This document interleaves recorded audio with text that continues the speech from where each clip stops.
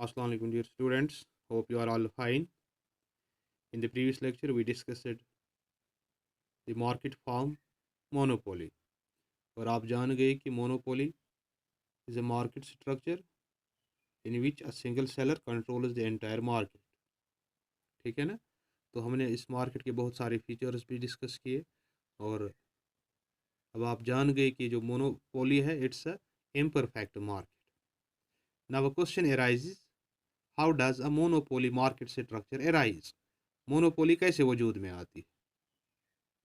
ठीक। तो इसके लिए वेरियस रीजंस है। Let us discuss the main ones today. The first reason that led to the creation of monopoly market is government control or government licensing. Right? This is the first cause and the way that gives birth to monopoly market structure. देखिए, the government may grant license for the production of a particular commodity only to one producer. Accordingly, monopoly comes into existence. Also, the government may decide to control the production of certain goods or services exclusively through its departmental undertakings, like the railways in India. तो इस तरह से monopoly वजूद में आती है जब government licensing system इजरा करती है कुछ कमोडिटीज़ को, कुछ चीज़ों को, ये बनाती है मोनोपोली की सूरत। कैसे बनती है मोनोपोली की सूरत? जब किसी भी खास प्रोडक्ट को, किसी भी खास कमोडिटी को सिर्फ एक ही प्रोड्यूसर के लिए रखा जाता है, जिन्हें हर एक जिसमें हिस्सा नहीं ले सकते। जैसे रेलवेज, इंडिया में रेलवेज क्या है? It is the sole proprietorship of the Indian Railways. No other firm can produce the services, give the services to people. So it is a monopoly. इसी तरह कुछ इम्पोर्टेंट मेडिसिन्स होते जो सिर्फ खास फर्म्स को दी जाती है, तो उसमें कोई भी दूसरी फर्म हिस्सादारी नहीं कर सकती, हिस्सा नहीं ले सकती। तो इससे भी मोनोपोली वजूद में आती है। ठीक। तो सिंपली इंडियन रेलवेज आप मोनोपोली के लिए एग्जाम्पल याद रख सकते। यहाँ किसी और के लिए कोई राइट नहीं है इसमें हिस्सा लेना, नहीं ये सर्विस प्रोवाइड कर सकता है। The next is patent rights. देखिए, न्यू प्रोड्यूसर्स में secure patent rights.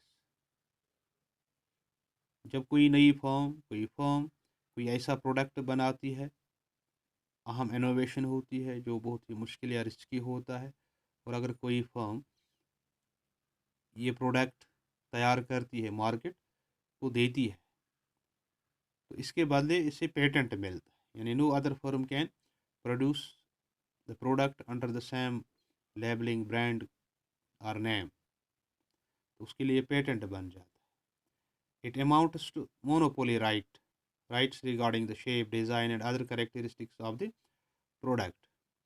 Likewise, patent rights may be secured on new technology which prohibits the use of their technology by others other than the innovator of it. Accordingly, monopoly structure emerges. Right?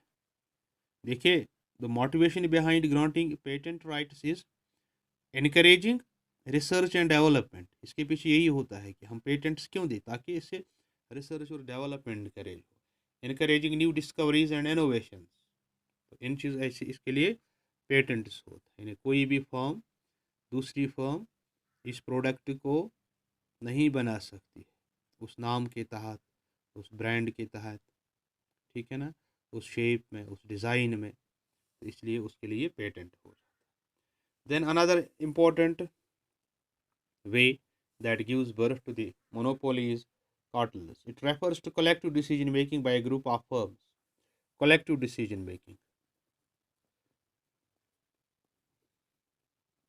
right? Patent rights किन में होते हैं? Goods and services या commodities में simply.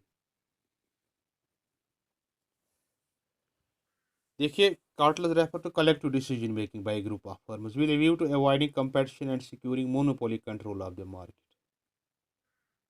ठीक, तो it refers to collective decision making by a group of firm or a firm on the output and pricing policy with a view to avoiding competition and securing monopoly control of the market।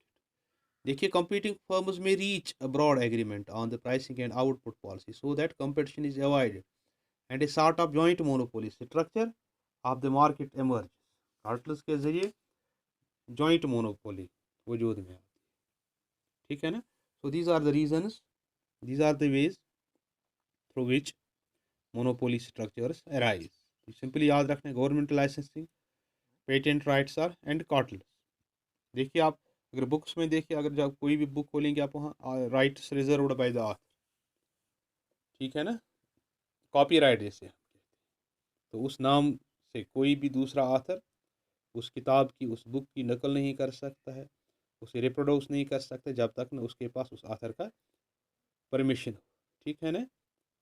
तो एक तरह से किसी भी book के लिए किसी भी ऑथर को, जो उसका ओरिजिनल राइटर होता है, उसके पास मोनोपोली होती है टू पब्लिश और टू रिपब्लिश दैट बुक। ठीक।